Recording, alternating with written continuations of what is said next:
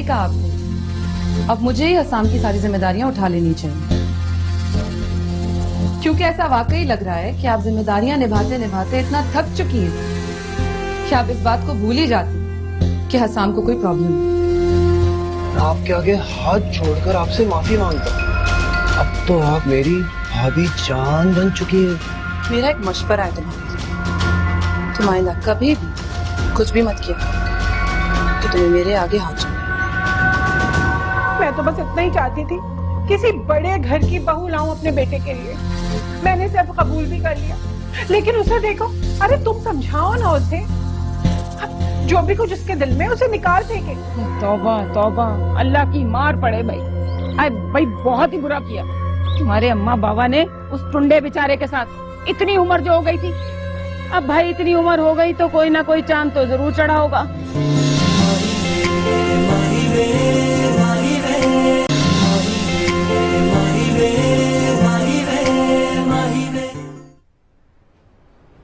अगर मैं तुमसे कुछ कहूं तो मानोगी? क्या? अम्मी बहुत अपसेट थी और रो भी रही थी, उनको जाके मना लो प्लीज। एक बार उनसे अपनी उन बातों के लिए माफी मांग लो। क्या? मैं उनसे? हाँ रोशनी, तुम्हें मेरी अम्मी से माफी मांगनी ही होगी।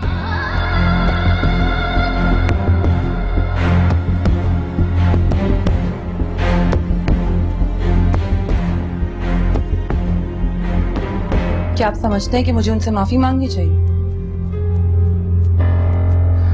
मेरे को समझ में नहीं आ रहा रोशनी कि किसे गलत कहूं किसे सही, लेकिन एक बात बहुत जरूरी है, अम्मी हम दोनों से बड़ी है। इस घर के सुकून के लिए कह रहा हूं, तुम इतनी मजबूत और अच्छे किरदार की लड़की हो, मेरा नहीं ख्याल कि माफी के 2 लफ्ज बोल देने से तुम्हारी हैसियत और मर्तबे में कोई फर्क पड़ेगा। हो सकता है अब से तुम्हारे और अम्मी के दरमियान जो होने वाला खिंचाव वो कम हो जाए। तो फिर ठीक है, अगर आपको लगता है कि मेरे माफी मांग लेने से आपके घर का सुकून वापस आ जाएगा तो मैं सॉरी कह दूंगी, लेकिन मैं गलत नहीं हूँ और ना ही आपकी इस बात को रखते हुए मुझे कोई एतराज है। बड़ी चालाक है, झूठी माफी मांगकर हसान की नजर में अच्छा बनना चाह रही है, लेकिन मैं उसे ये मौका नहीं दूंगी।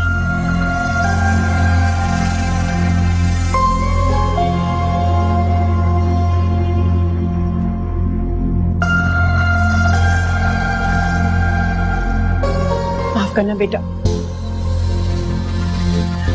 गुजर रही थी यहाँ से तो तुम दोनों की बातें सुन। बेटा, मेरी बहू को मुझसे माफी मांगने की कोई जरूरत नहीं, माफी तो मुझे मांगनी चाहिए। हाथ जोड़ के तुम दोनों से माफी मांगती हूँ। और अम्मी, अगर मुझे देर हो गई तो उसकी कोई ना कोई वजह होगी। आप मुझ पे एतराज करने के बजाय मैमिश को भी तो रोक सकती थी ना। अरे कैसे रोक लेती, उसे रिक्शा और बसों के धक्के खाने पड़ते हैं। तुम्हारी तरह अय्याशी की जिंदगी नहीं गुजार रही कि गाड़ी में बैठी घुर करके वहाँ निकल गई है। इतना बड़ा ससुराल है उसका, सबको भुगतना पड़ता है उस बेचारी को। तुम तो मैके और ससुराल दोनों में अय्याशी की जिंदगी गुजार रही हो। अरे इन बातों को छोड़ो, ये बताओ कि हुआ क्या था, तुम्हें क्यों नहीं बताया उन्होंने? उनकी मर्जी, वो जिससे भी और जैसे भी शादी करे, बस उनकी शादी हो गई। आप इस मामले से दूर रहें। और वैसे भी इस बात की आप तसल्ली रखें कि जैसा आप सोच रही हैं वैसा कुछ नहीं है। अच्छा बाबा, अच्छा, अगर मेरा बोलना इतना ही बुरा लग रहा है तो नहीं बोलूंगी मैं तुम्हारी बातों में। खुश रहे तुम्हारे भाई भावज, मेरी तो जूती को भी खर्चनी पड़ी कि तुम्हारे किसी मामले में बोलूं मैं। और हाँ, आराम करो, थक कर आई होगी ना, मोहल्ले वालों को बुलाती हूँ, खाना पका के जाएंगे तुझ जैसी महारानी के लिए। फकत अरे जिंदगी आजाद करके रखी इसने।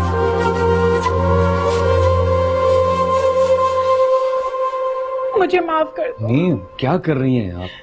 क्यों आप हमें गुनाहगार कर रही हैं? इस तरह हाथ तो ना जोड़ो। नहीं मेरे बेटे, मेरे लाल, माँ हूँ मैं तुम्हारी। अगर इसी तरह मेरी बहू का दिल साफ हो जाएगा तो और मुझे क्या चाहिए? पर मैं छोटी थोड़ी हो जाऊंगी। आप यकीन जानिए, मेरे दिल में आपके लिए कुछ भी नहीं है। मेरे ख्याल में बेहतर होगा कि हम इस माफी तलाफी के चैप्टर को अब क्लोज कर दें। आपको हमसे माफी मांगने की कोई जरूरत नहीं है। सच कह रही हो ना बेटा, तुमने सब कुछ भुला दिया। तुम्हारा दिल बिल्कुल साफ हो गया। जी, याद करने के लिए मेरे पास बहुत सी अच्छी यादें हैं। और वैसे भी बुरा वक्त अगर गुजर जाए तो उसे याद करते हुए मैं अपने आज को खराब नहीं करना चाहती। अल्लाह तुम्हें खुश रखे। तुम तो बहुत अच्छी हो, हम ही से गलत समझ रहे थे। अल्लाह तुम दोनों को हमेशा खुश रखे।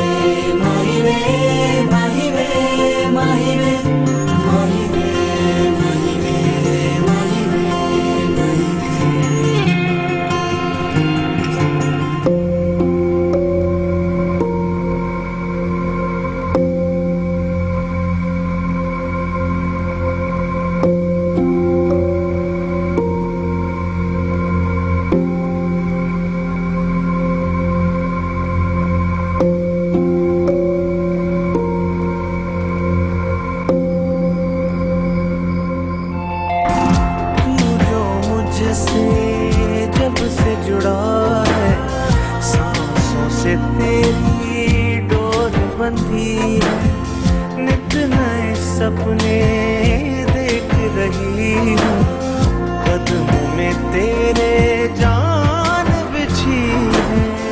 माही तुम अब साथ निभाना, मेरी वफा तुम भूल न जाना। बहुत शुक्रिया रोशनी, तुमने मेरा मान रख लिया। अम्मी को यह तसल्ली देके कि तुम्हारे दिल में कुछ नहीं। ये मेरी एक मजबूरी थी।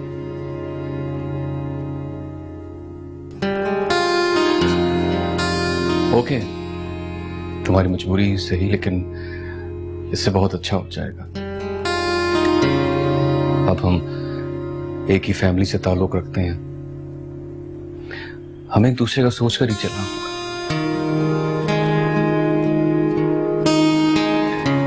इससे आप मेरी दूसरी मजबूरी समझ सकते हैं। अगर मैं एक बात मानता हूँ रोशनी, कि मजबूरी निभाते निभाते हमें बाज़ दफा रिश्तों की सच्चाई और अहमियत भी पता लग जाती है। जैसा कि मेरा और तुम्हारा रिश्ता एक मजबूरी है। और मुझे यकीन है कि अगर आज मजबूरी है तो कल ये रिश्ता जरूरी भी होगा। मैं उस दिन का इंतजार करूंगा। वैसे भी मुझे इंतजार की आदत है। परसों मैंने हर चीज का इंतजार किया, एक बार फिर से।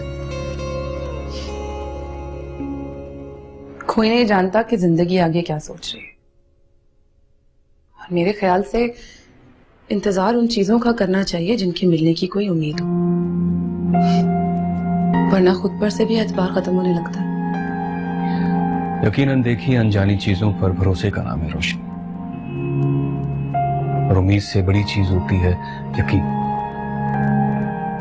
मुझे पहले भी यकीन था कि तुम मुझे दोबारा जरूर मिलोगी, और इसी यकीन के सहारे मैंने तुम्हें हर चीज में खोजा था।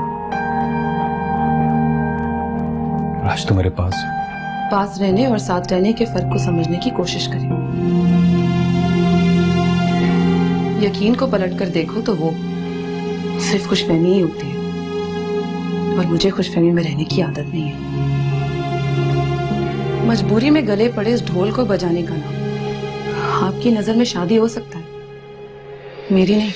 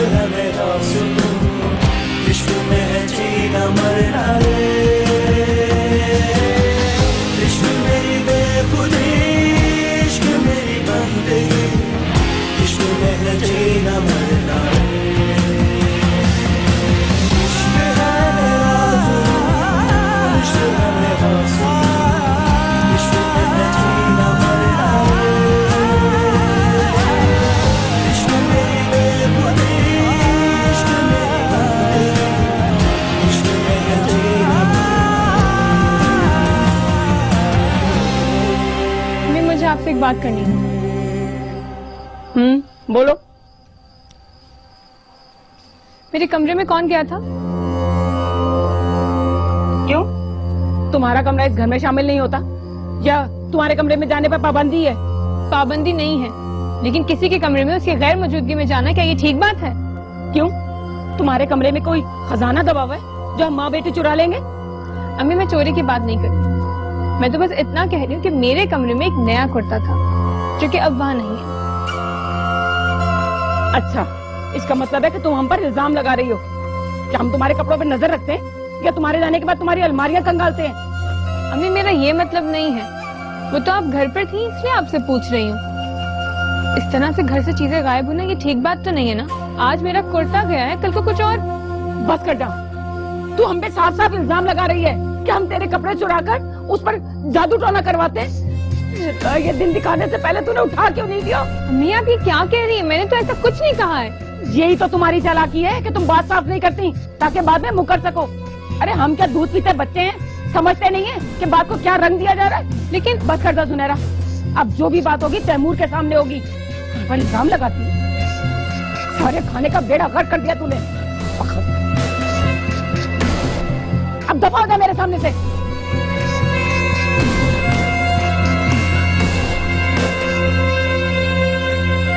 क्या अल्लाह, तो कौन सी मनहूस घड़ी थी जब ये बहू बन के इस घर में आई थी?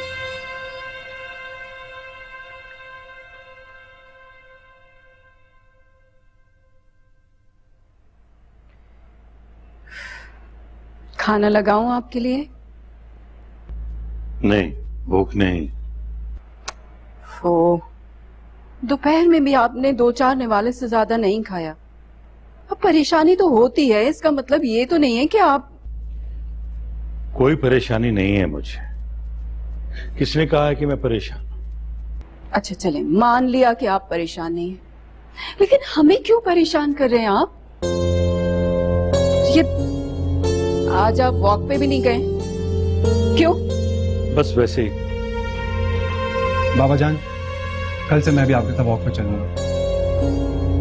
नहीं बेटा, तुम चले जाना, मैं नहीं जाऊंगा। अरे ये तो चीटिंग हुई ना। बाबा जान, आप तो हमेशा से कहते थे कि मेरे साथ वॉक पे चलो, जॉब पे चलो। अब जब मेरा मूड बन गया तो मना क्यों कर रहे हैं? मुझे नहीं पता, कल हम एक साथ वॉक पे चलेंगे। हाँ बेटा, जाएंगे ये तुम्हारे साथ, क्यों नहीं जाएंगे? तुम्हें तो पता है ना बेटा, तुम्हारे बाबा किसी का दिल नहीं तोड़ते हैं, और तुम में तो इनकी जान अटकी हुई है, तुम्हारा दिल कैसे तोड़ सकते हैं? जरूर जाएंगे। वो तो है, तो फिर डन हो गया, कल हम एक साथ वॉक पे चलेंगे। अभी मुझे एक छोटा सा काम है, मैं वो करके आता हूँ, आप लोग बातें करें।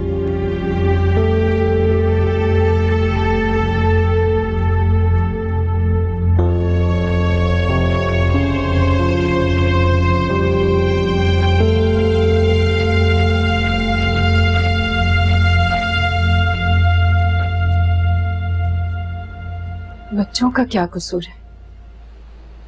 उन्हें तो सजा मत दीजिए।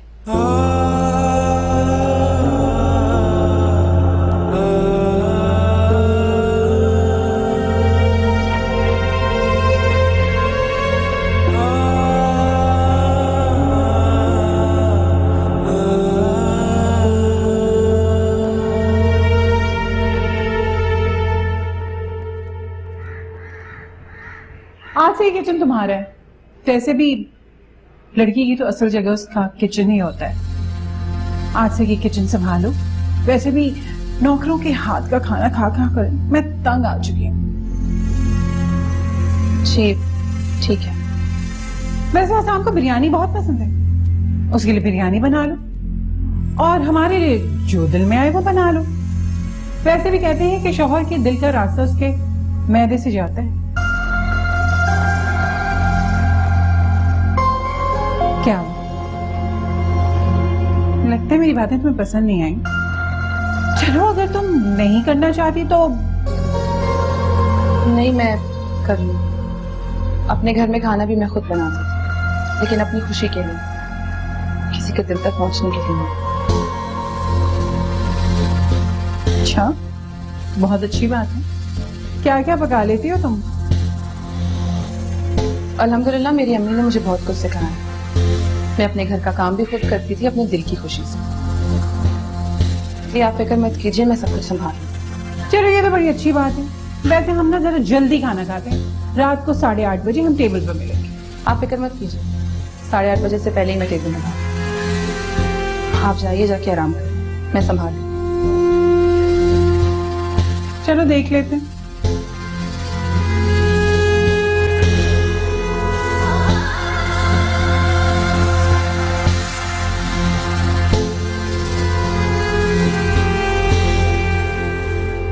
जलील साहब, आज आप जॉगिंग पर नहीं आए? जी वो बस तबीयत ठीक नहीं थी। मैं तबीयत की खराबी की वजह समझ सकता हूँ, मुझे भी पता चला है सब कुछ। मगर मैं जानता हूँ कि रोशनी जैसी पाकीज़ा सोच रखने वाली लड़की के खिलाफ ये बात सिर्फ बौतान के सिवा कुछ भी नहीं है। अगर आप शर्मिंदा हैं तो ये आपके किरदार की कमजोरी है, वरना मैं जानता हूँ कि रोशनी जिस जगह पर भी होगी अंधेरों को मिटाने का काम ही करेगी। तसल्ली रखें, हमें रोशनी पर आज भी उतना ही फख्र है जितना कल था। और अगर हालात मुखालिफ हो जाएं, तो इसका मतलब ये नहीं होता कि मुंह फेर लिया जाए। आप समझ रहे हैं ना मेरी बात?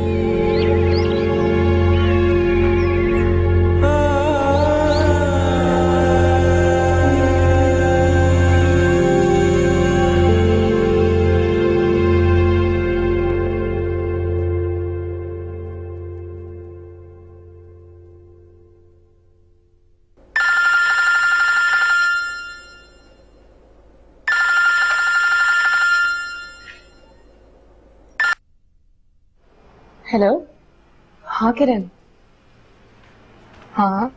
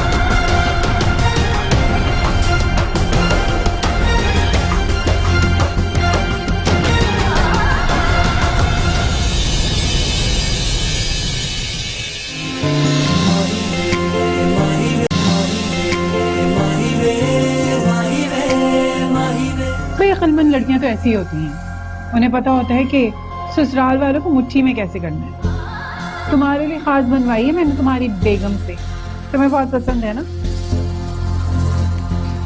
रुक जाइए। आपकी सारी कोशिशें और सोच एक तरफ, मेरा एक ही वार का। अच्छी तरह समझा दीजिएगा उसको कि मेरे और उसके दरमियान क्या रिश्ता है। कहीं ऐसा ना हो कि ये सब बातें मुझे उसको बतानी पड़े। तमीज से बात करो, वो तुम्हारी भाभी है। मैंने कभी नहीं चाहता कि वो इस घर में मेरी भाभी बनकर आए। तमीज से बात करो अमान। आहिस्ता आवाज में बात करो। ये बकवास तुम सिर्फ अपनी बीवी की वजह से कर रहे हो।